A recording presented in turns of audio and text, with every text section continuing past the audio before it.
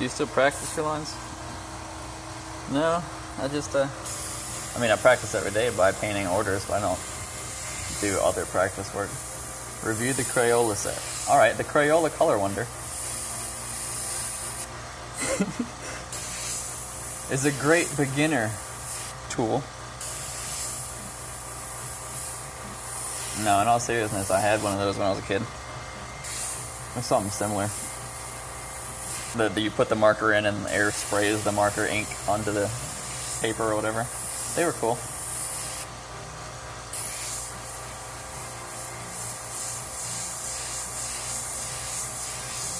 I actually had someone message me on Instagram the other day, completely serious. That's what she had, and she wanted me to teach her how to airbrush and use it.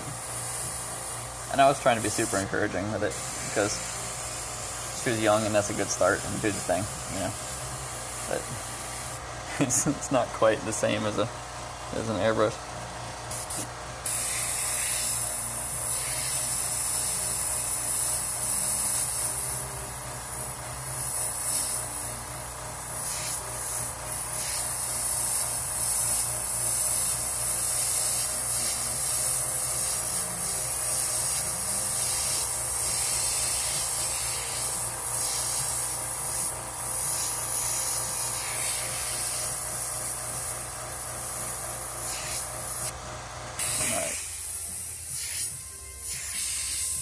Add a little bit of character to these. I think I'm gonna do that mostly with the colors. I typically add too much black, I think. And don't let the colors do their thing.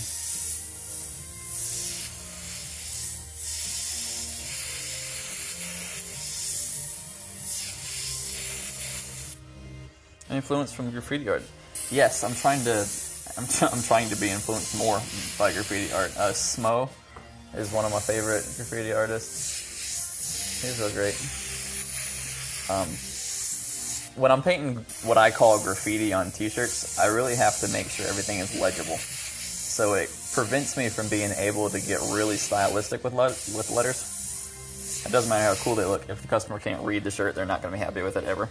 So I have to maintain legibility above all else.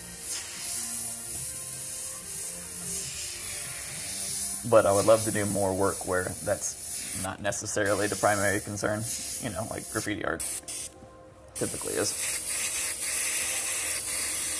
So I got some canvases I've been doing. I think I posted them. Yeah, I did. I posted them on my timeline, whatever you call it.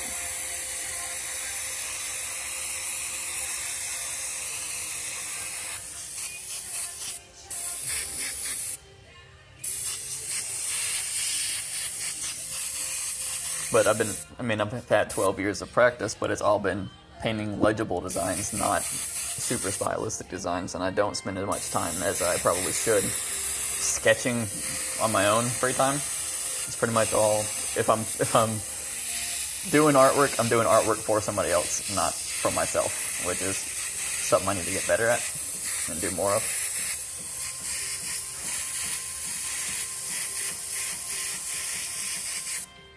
But yeah, I'm trying to develop my style in that area a little more.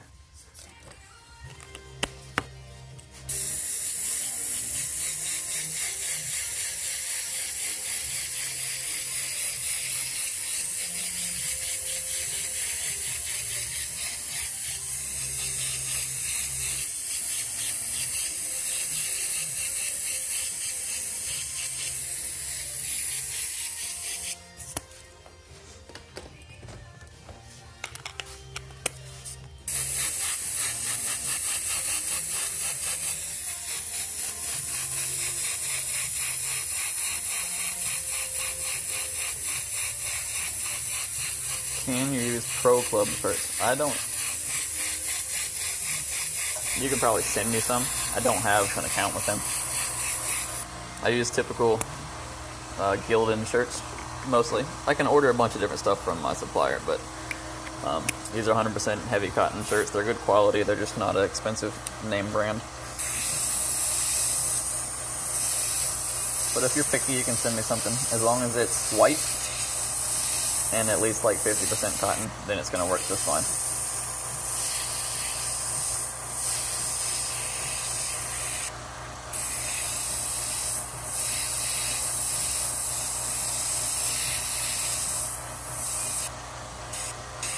Cute.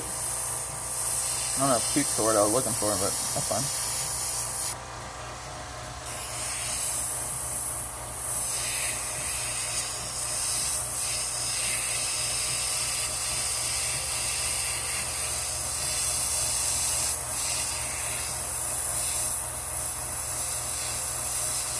I need to get better at this too.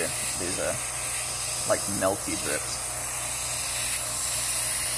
I think we'll just microwave some cheese and study what it looks like.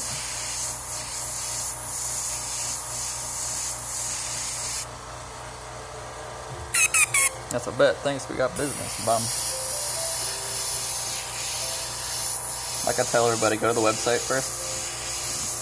Just get an idea of what it is that I actually offer and what the prices are and whatnot. And then I'm happy to answer all your questions.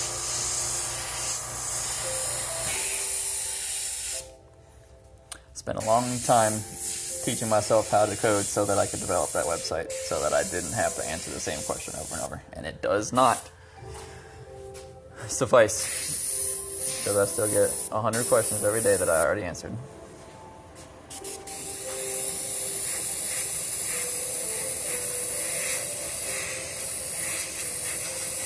You guys ever try to make cheese sticks in like an air fryer? I'm trying to make some mozzarella sticks, and I keep on,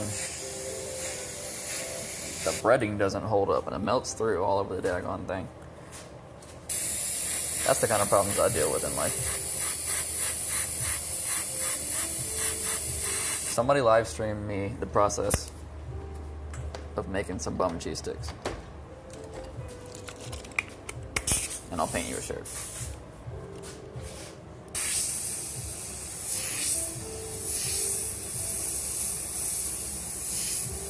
Here's that white highlight again. I added that purple onto the blue, partially just because I wanted to make sure this paint was wet so that I could hit it with the white paint.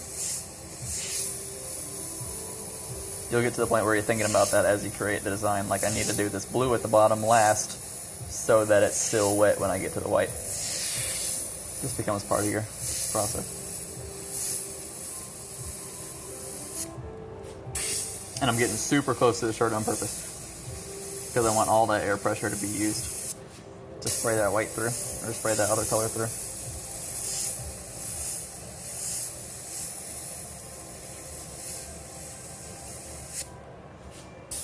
Yeah, man, you gotta flip them. I know that. I mean, I do that, but I've been double breading them, triple breading them, freezing them in between breadings. Breadings? I guess you call them breadings. I don't know.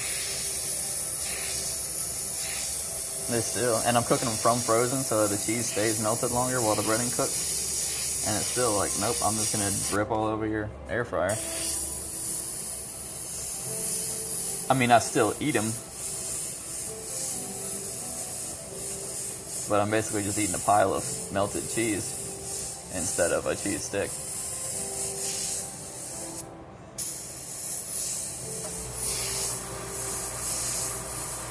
It's real talk.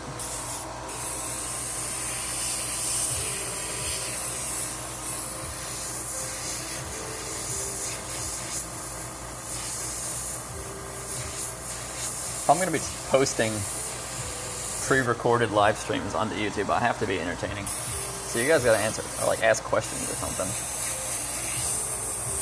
Or I'm going to talk about cheese sticks. You know what I mean? What brand do I got? Air fryer? I got a Ninja Foodie for Christmas, and I've been abusing it.